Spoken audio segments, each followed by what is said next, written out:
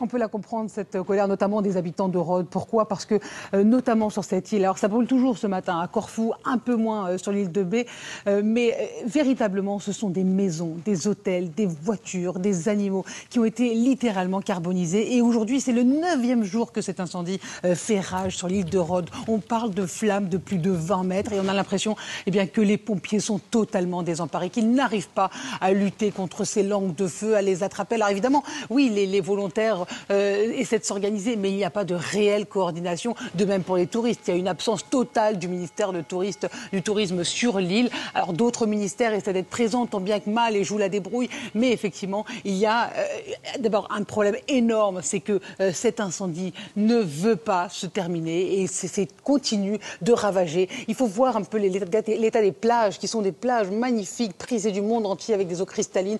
Maintenant, ce sont des parasols, ce sont des chaises longues carbonisées, des beach bars partis en fumée. Ce sont des cendres qui s'étalent et qui se mélangent au sable doré. Donc effectivement, le paysage est désolant, est apocalyptique. La catastrophe écologique, elle a détruit en fait 10% de la végétation du pays, 10% de Rhodes en fait. Concrètement, près de 10 000 hectares de forêt sont partis en fumée. Donc on comprend cette colère parce qu'on a l'impression qu'ils sont tout simplement laissés pour compte et que les autres moyens qui auraient pu arriver en renfort du reste du pays ne viennent pas parce qu'on a peur que d'autres feux se déclarent dans le reste du pays. Donc effectivement, peut-être un problème de coordination, peut-être la crainte de voir ce scénario se répéter, mais c'est surtout une descente aux enfers qui est sans fin pour les habitants de l'île de Rhodes. Oui, cette crise, Alexia, pose plusieurs questions. On l'évoquait à l'instant dans le sujet.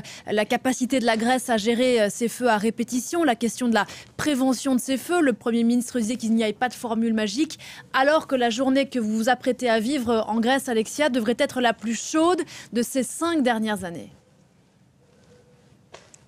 La plus chaude de ces 5 dernières années, il fait déjà à Athènes 30 degrés. Il devrait faire entre 45 et 46 degrés. Autant vous dire qu'on suffoque, qu'on ne peut pas vivre dans des espaces non climatisés en ville. Alors évidemment, certains touristes voudraient visiter les sites archéologiques, mais ils fermeront dès 11 h et ne rouvriront pas cet après-midi. Les gardiens de ces sites archéologiques se mettent à nouveau en Grèce. Ils ne peuvent pas supporter dans ces conditions de faire leur travail, de même pour les administrations. Bref, c'est tout un mouvement qui s'organise. Alors évidemment, l'État fait tout ce qu'il peut pour la prévention, c'est-à-dire rester notamment pour les personnes les plus vulnérables dans des espaces climatisés, s'hydrater beaucoup, ne pas faire appel à des livreurs. Mais évidemment, tout cela, c'est aussi un changement peut-être de mentalité, mais c'est surtout une inquiétude de la part des Grecs. Ils ont l'impression que les températures ne s'arrêteront jamais et la situation devient de plus en plus difficile. Et surtout ce trio, le trio qu'ils appellent en anglais hot, dry and windy. Ça veut dire c'est aussi chaud, tout est sec